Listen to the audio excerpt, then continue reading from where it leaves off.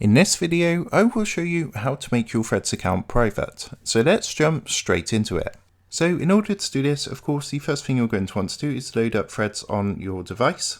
And when you initially sign up for Threads, you do have the option to choose either a private account or public account. But if you did choose a public account and you now want to change it to private, what you need to do is come down to your profile icon, which is down in the bottom right hand corner. Next, from here, if you look to the top right hand corner, you want to click onto the two lines. So this is going to bring up a menu that's going to look similar to this, and what you're going to want to do from here is click onto the option that says privacy.